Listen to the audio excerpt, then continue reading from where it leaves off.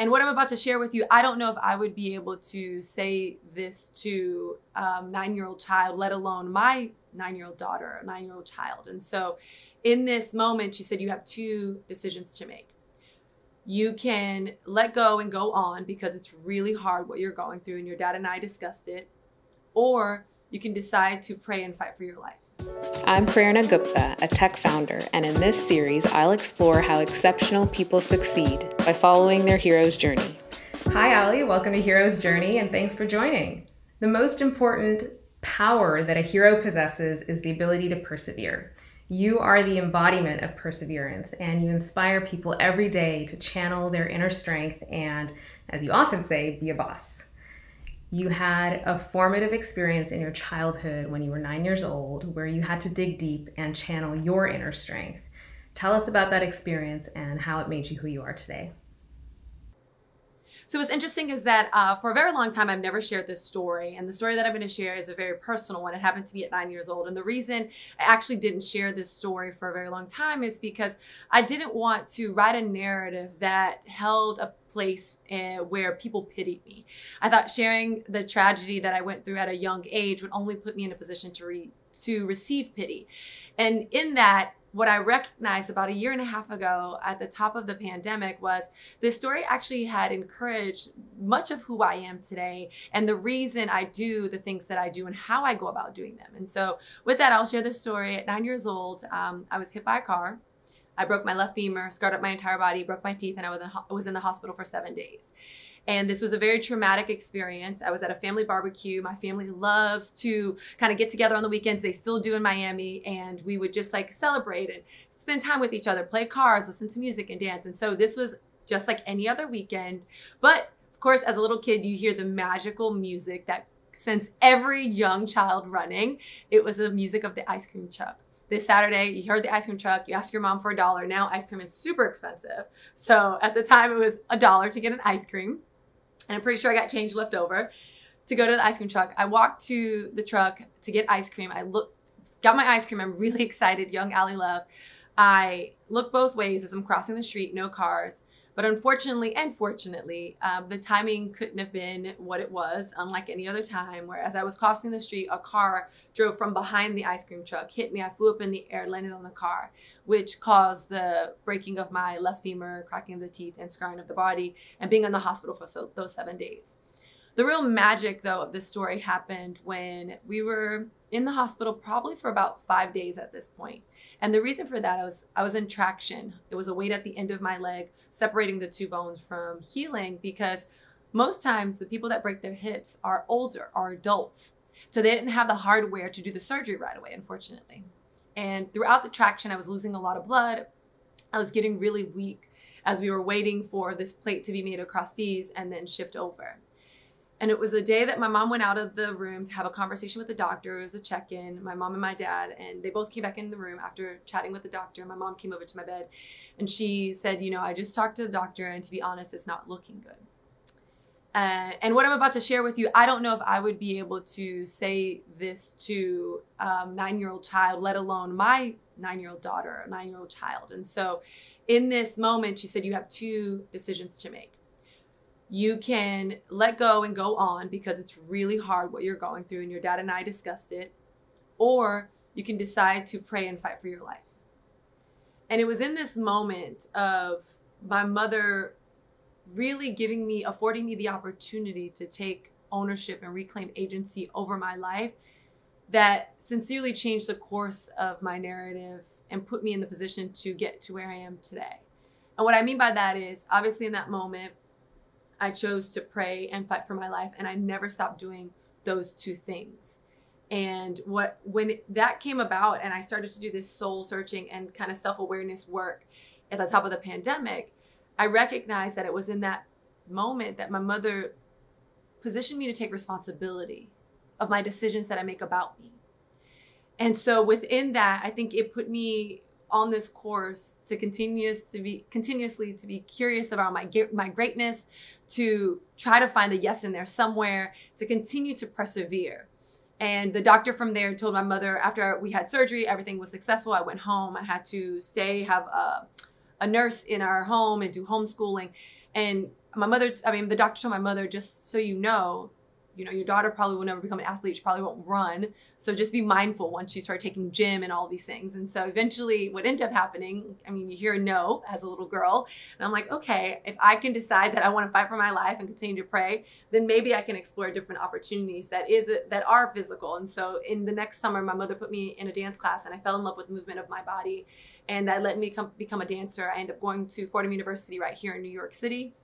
I came every summer prior to that to train at schools in New York City, at dance schools in New York City on scholarship, and eventually led me to become a Peloton instructor, CEO and founder of Love Squad, the host of the Kryptonite, and again, to use the movement as almost medicine to actually allow me to get curious of what are my thoughts, what are my feelings, how can I articulate them verbally, how can I hold space for conversation, and how can I put my body in that conversation in that space to step into confidence. And so it was through that unique tragedy at 9 years old, a story that I never told for a very long time, that actually changed the course of my entire life. And not just physically, but more so mentally in how I approach my life and my career. Wow, that's it's an incredible story. It's a beautiful story. I think especially just what you took from it, how you fought at such a young age and what you took from it. And it shows, your depth and your perspective are so apparent, in anyone who watches you, who hears you speak. And it's incredible because that started when you were 9 years old. And it's a great gift that you've been able to give the rest of us through that experience. So it's really inspiring, and it makes it even more amazing to see all of your accomplishments. As you mentioned, you are a very busy and active woman today. You're a Peloton instructor, CEO of your own company, the Love Squad, TV host for the Brooklyn Nets, and also a very successful influencer. How do you fit so much into your day? And do you ever take breaks? Yes, and I actually don't fit everything in. I think being a part of the Slash generation, or even forging the Slash generation, where I'm not necessarily engaging with a linear career. I have more of a versatile career, right? Most people have vertical careers where you find success at the top or at the top of the ladder, right? And that vertical career, where as my career is a little bit more versatile, it's almost like that jungle gym that Sheryl Sandberg talks about in her book and Lean In, where I get to swing a little bit in terms of what I do. And the reason for that is at an age of moving to New York City and falling in love, from Miami, Florida, moving to another big city that was multicultural and falling in love with the rhythm of New York City, I started to recognize that there were many passions that lived inside this little heart. And I wanted to do many things, and I wanted to be many things. I want to live many lives. And it's interesting because I was watching, I think it was Money Heist, actually. They just released a new season, and one of the key people Tokyo talks about living many lives. And it kind of resonates with me in the fact that I want to live many lives. And the reason I want to do that is because life is so short. I know what it feels like for it to be taken, could be taken in an instasecond. So knowing that, I lean into my intersectionality of the many things that I'm passionate about and that I'm good at. What I don't do, though, when it comes to fitting it all in one day, I don't subscribe to that. I don't wake up any day, or at least I try not to. First thought sometimes just come to you. Second thought, I'm a little bit more in control of. But I don't wake up any day and say, you know what, today I'm so busy. Oh my gosh, I have so much to do. I stop trying to feed myself that narrative and say, today I'm very productive. I have just the right amount of stuff on my plate that I can handle.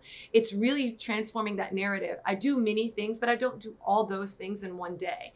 I know, and I'm still kind of actually engaging with this idea of, being superhero, and we talk about super moms and being super in any capacity. Sometimes it's okay to be basic and regular. There's strength and power in just getting back to the basics.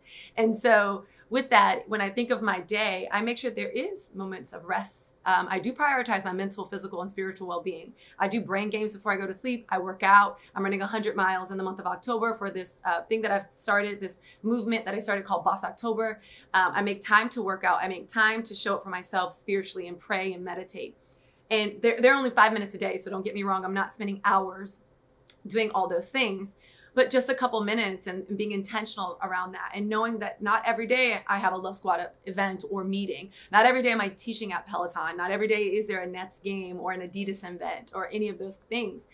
And I really do put, like I said, breaks. There are moments where I am this is a fun fact. I'm a queen napper. I think if there was a Guinness Book of World Record around who could go to sleep the fastest and wake up before her alarm goes off, no matter how short the sleep is, I would win. For example, before we got on this call, I taught this morning 6 a.m. Tabata. I ran 4 miles, hopped in a class on the Peloton tread. Once I got home, that was going on. I ran 4 miles. I showered and changed, had a meeting, came back, had lunch, had 2 meetings prior before having the conversation. And this is all before 2 o'clock. It's literally just 2 o'clock as we're talking in real time. And I laid down, I put my alarm for 20 minutes. I laid down and I woke up in 15. And I think it's one of those things where we often see someone on social media, or we see someone, in an interview where it's like, well, I have all these titles and I do all these things. And the reality is, yes, I wear many hats, even with a big afro. I wear many hats, but I don't try to do all those things all at the same time. They're seasonal things. So they take priority and take up space seasonally. When Peloton, we just talked about the fact that dance cardio is coming back. We talked about that today. The positioning of Sundays with Love, which is currently going on once we, kind of have this in real time. It's like all of these things have their moments and have their seasons, and they become priorities. Same thing when the net season starts, all of those things where we have Love Squad events. And so I lean into finding not necessarily balance in my day, because I'm also recently married. I have a husband now. Oh my gosh, in 1 year, I got engaged and got married. So, not only just making time for myself, my husband, and my career, all the things that I want, but it's recognizing that all of those things are going to happen at the same time, and they don't have to happen at the same time. And I can prioritize as long as there's a sense of awareness. And then in terms of like the bandwidth, I am very mindful that energy is finite. And there are going to be some days where I'm on it. I'm ready to go. You met me at a day. It's a Tuesday. So my Tuesdays are just lit. I'm on it. I know. I get ready. I'm up and ready to rumble. Like that's just how it goes. But you might catch me on a Wednesday where I try to clear my schedule. I keep it open. I have maybe 1 meeting and I stretch that day. I do yoga on the app, or I read. I just take time to give myself space to be creative. And so I don't necessarily do it all. I definitely don't do it all at the same time. And I don't do it every day. I just make sure that I'm aware of the harmony, not balance, the harmony that I can bring and what's a priority at that time, and to communicate that with all those involved, whether that's Peloton team, whether that's my assistant, whether that's my husband, whether that's my mom, and say, okay, mom, I can't talk to you this week. I'm really productive. And so, yeah, I don't know if I handle it all. I try to find harmony amongst it all, and I definitely do so in joy. That's great insight and great advice. I think it's one of the biggest challenges of modern life, where we all fit too much into our lives. And I think a lot of people really discovered this during the pandemic, that we were running on E. And, to hear how you have managed that and how you accomplish so much, but really space it out in such an incredible way is just great to hear, and great advice. And also, we discovered your real superpower is napping. Yes. Which I'm so jealous of. I need to practice that more. All right. So I'm a huge fan of your Peloton rides, especially Hidden Hills, my favorite. I have many of them on repeat. I just like do them again and again. And in one of your rides, you said, quote, "I love it when people tell me what I can't do. You can't, you won't. I don't do it for them. I push myself. I break ceilings."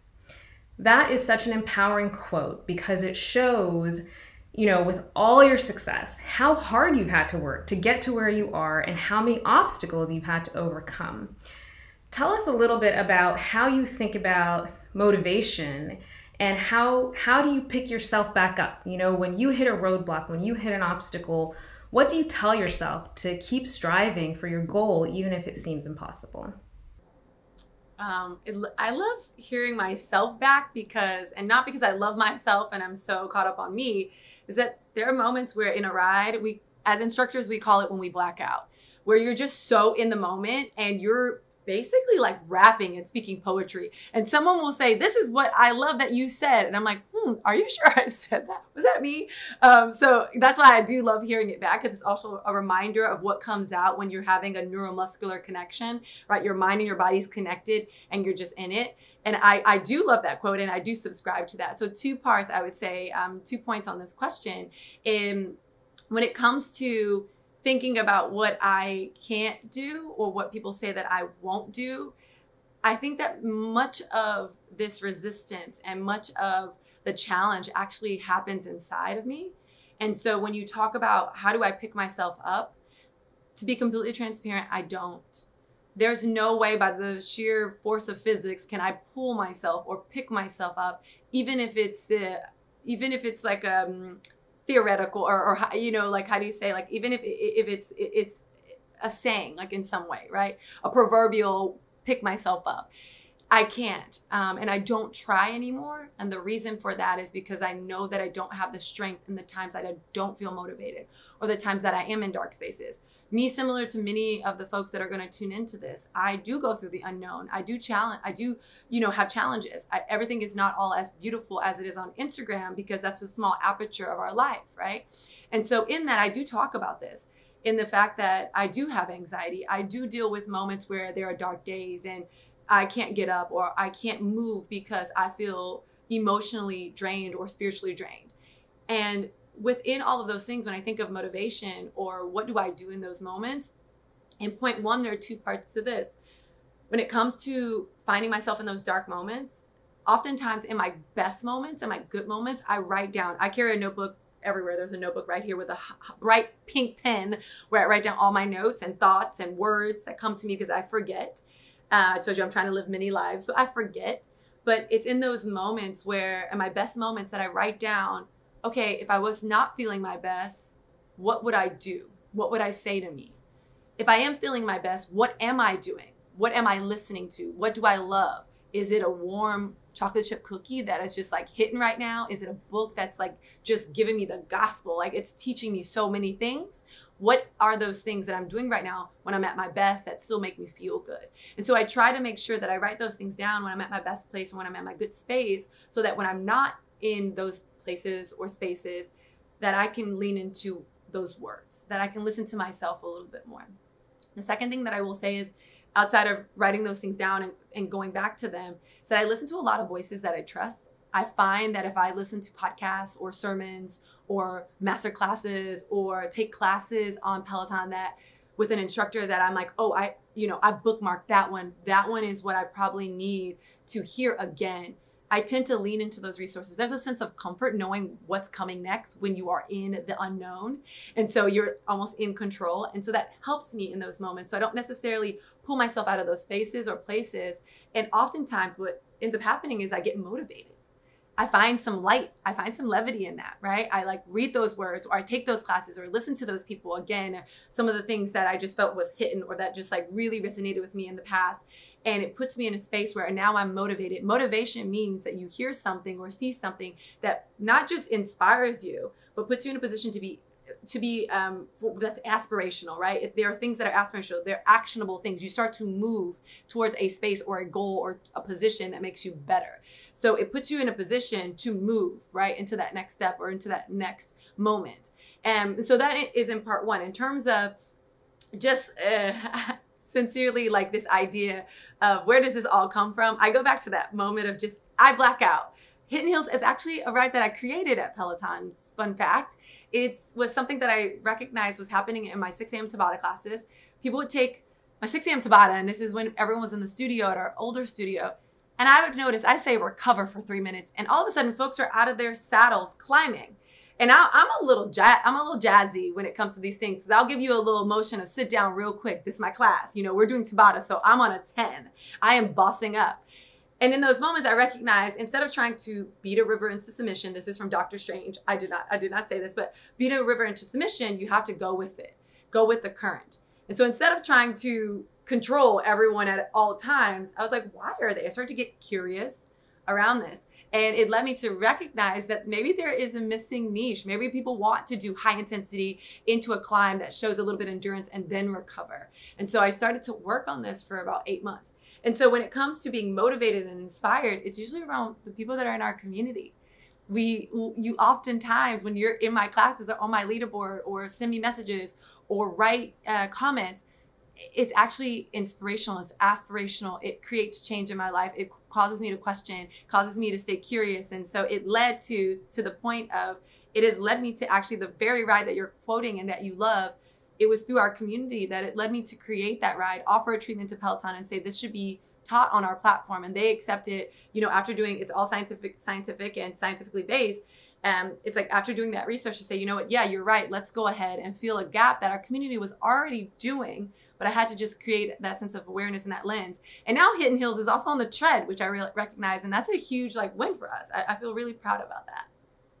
That's awesome. So cool. And such a great example of how, you'd mentioned the career that you're building is, non-traditional. And I think just the way that, you've been a Peloton instructor, the give and take between the community and what you do is so unique. And that's really, really cool to see.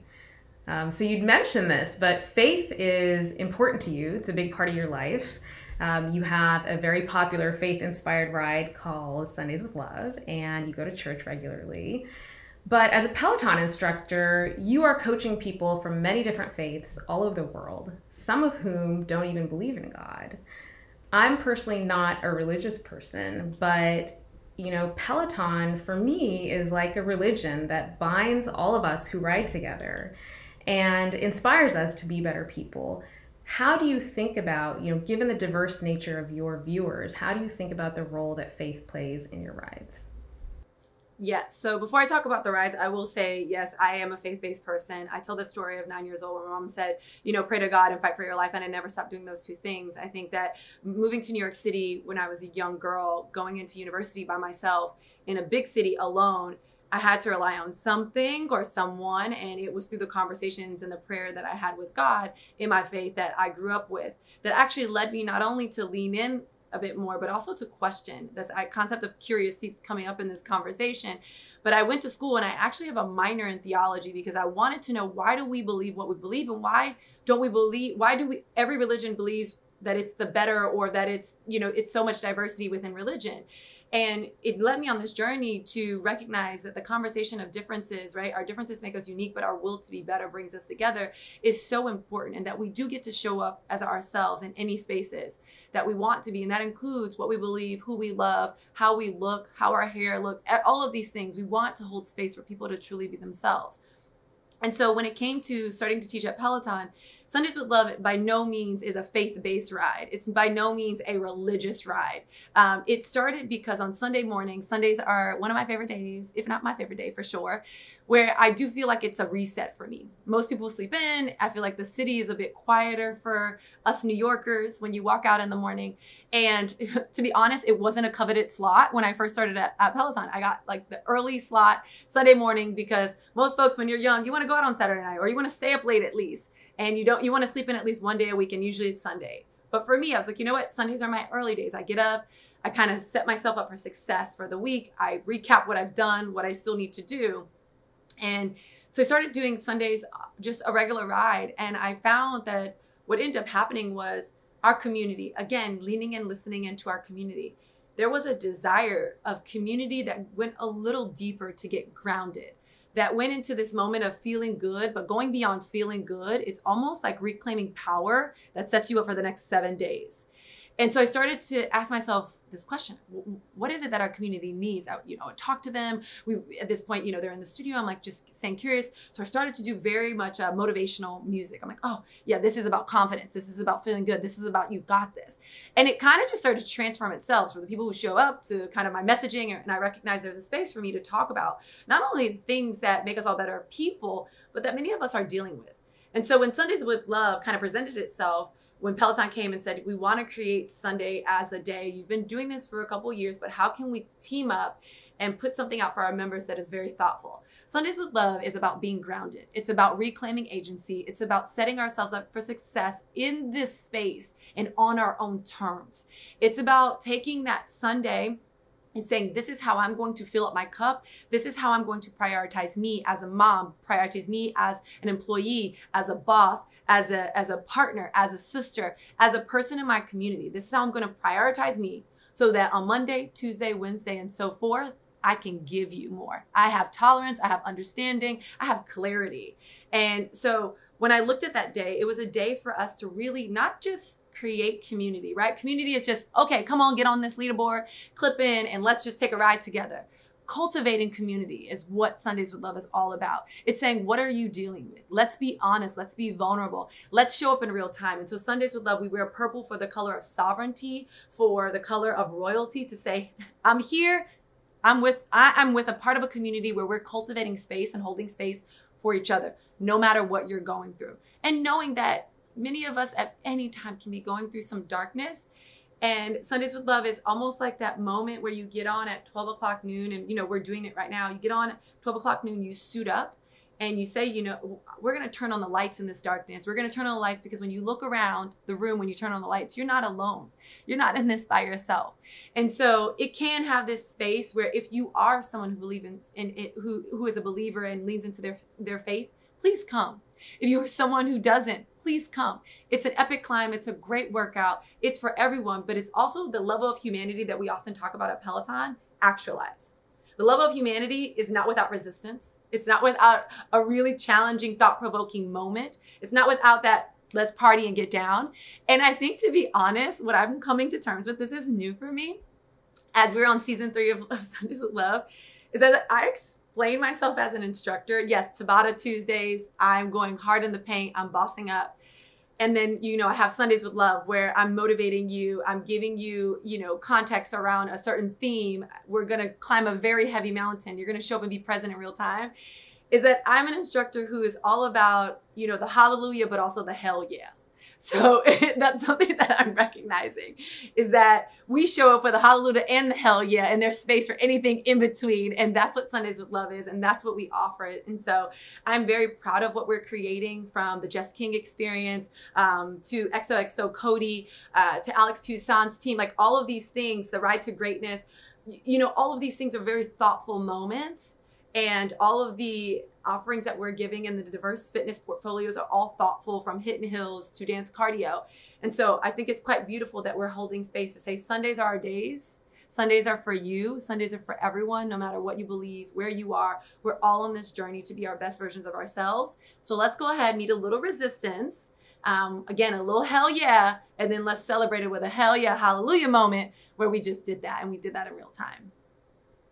I love that. I love that. And I think it's so cool. You know, as I mentioned, I'm not a religious person, but I am very spiritual. And I do think that there's a need for people in my generation that are, you know, kind of moving away from the religion of our parents, but still want that community and all the good things that came from organized religion. And I really feel that you are helping kind of, you know, in a way, move religion forward. And it's really, really cool.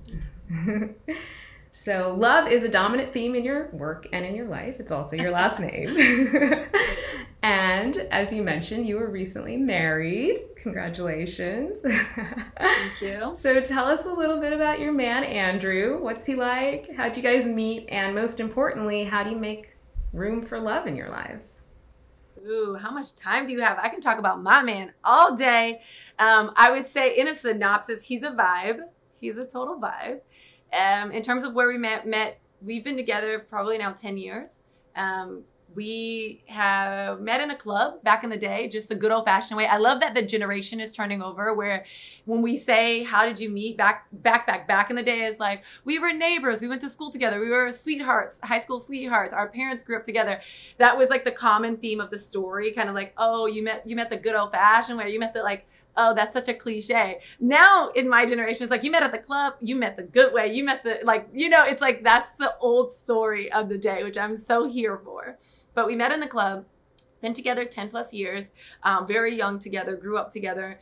And in terms of Andrew, I think he is one of the most incredible, if not the most incredible people on the earth. I say that because when I talk about the hell yeah and hallelujah, it probably is a good description of both of us, in that he is very thoughtful in everything that he does. He's very intentional. He's very thoughtful. He spends time thinking. I learned how to block out time to think about thinking from him. You know, he's very intentional around everything that he does and why. He has the why and how around everything that he does, that we do, that our families do.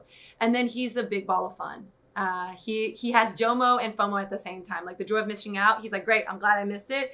And then it's like, oh no, I missed that. I can't believe the fear of missing out. We should do this, and we should do it big, and we should do it right. And so with that, he is an incredible human being. He's one of smartest person. I keep saying one of the smartest, like very much a superlative statement, but he knows Snapple facts and he knows historical facts and anything in between. And I think that he compliments me in the fact that he helps to keep me grounded. To be completely transparent, I think on the road that I'm on, there have been moments, and I'm sure in the future there will be moments that I'm sitting and having a conversation with you about my life. Like someone is listening about, like taking time out of their life to listen about my life. How incredible is that? And on this road, sometimes some of these things can kind of go to your head. You can, I have gotten to a position where I think, oh, well, I'm better than that, or I would never. And what he does is he keeps us grounded. He reminds us, one, we've worked really hard to be here. Two, everyone is trying their best. Three, none of us really know what we're doing. We're just trying to get it done, get to the next level. And so I think it's through many of the moments that we have that he keeps me grounded. He reminds me of what we're doing. And it's not to say that I just naturally, get to that space. It's just that it's inevitable in the event that I'm doing things like this, that I have the platforms. Well, I'm very fortunate. Sometimes your upside could also be your downside. And so he reminds me of that. He makes sure, I always say, don't fly too close to the sun. Icarus, which is from Hamilton. It's not from Hamilton, but in the play, they talk about that. And that is one of my biggest fears. And so he helps me to guard my heart and my mind to never get to that space or to stay from that space. And then also in terms of how do I make time for love? I think just like many things, we forget that why businesses work so well is that there's structure. And just like at home, when we're building culture, when we talked about religion, when we talk about things that we believe, you answer the question why, it comes from a structure. It comes from saying, like, how do we operate? What is our culture at home? When do we watch TV? When do we go on dates? And so one of the things is that, one, I'm a huge, huge, huge advocate for having conversation in your house. And not just always the good kind, but just any kind. Just having moments where you talk on a daily basis. You're talking about anything from what you had for lunch to what's your deepest, darkest secret, or what are you feeling right now? Or what are you most embarrassed about? Or what was the thorn of your day? And so I think that that's something we both subscribe to, which is why we work very well. We communicate about everything. Sometimes overly communicate because I just repeat myself often. That's just who I am. I don't care. He listens. And so within that, I think that we make space and time because we're thoughtful about it, because we talk about it, because if we're not making time or space for each other, we say, hey, just so you know, it's been a minute. It's been a couple days. Do you want to have dinner together? Do you want to sit down?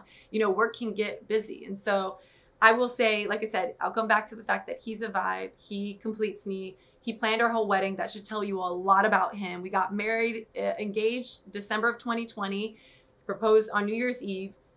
We paid very much close attention to all the CDC guidelines. Our families live in multiple different places and countries.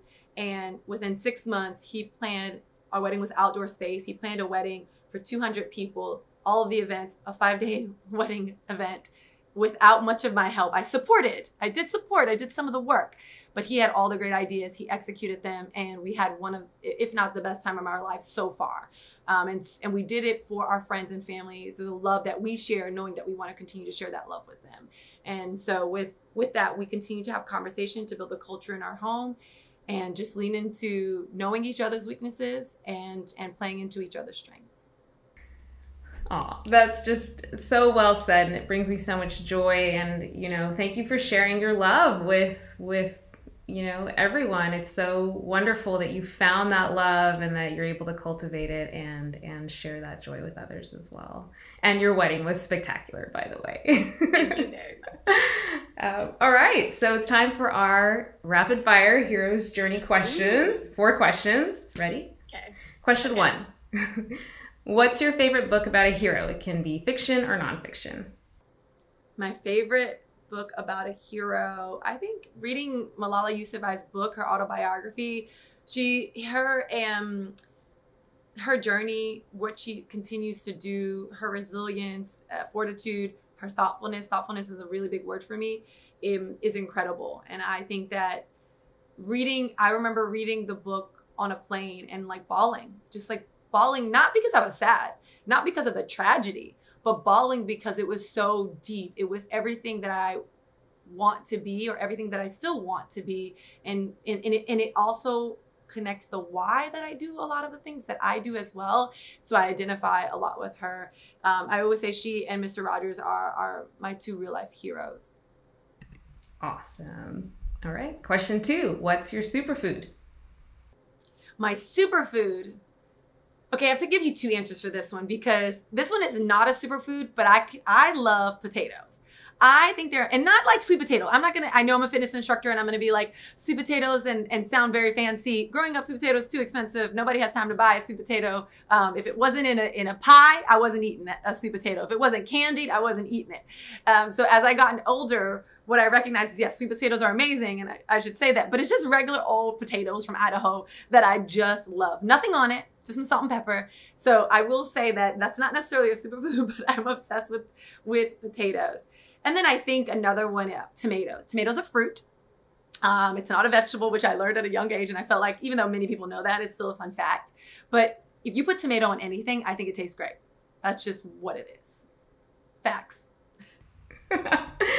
Yes. And actually, I think you can count potato to be a superfood because, you know, like the Irish famine and stuff, like a lot of people like survived on potatoes. So it's actually an awesome superfood. Love it. All right. Question 3. What's your kryptonite?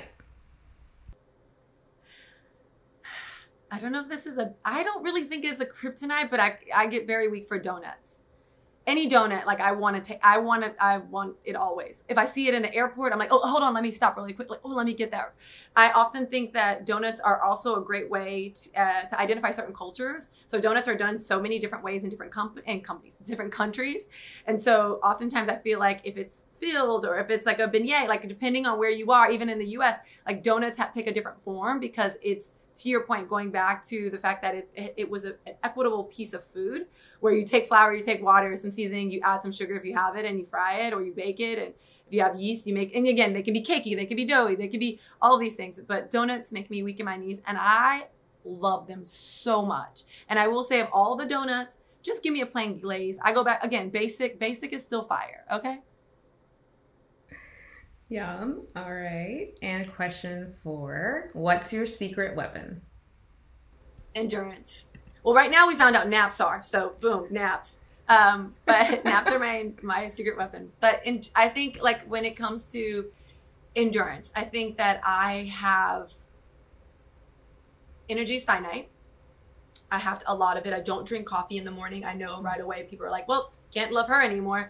I don't drink coffee, but I have this natural desire inside of me that will, I think of it, not like the Energizer Bunny where I'm giving a lot of energy all at once, even though I can do that, but I'm giving you a lot of energy over time. Mm-hmm. And I never quit. I never give up. And even when I hear no, like I started off, I find the yes in there somewhere. I'm able to pivot. I think there's a level of commitment to endurance that I have that to me is important.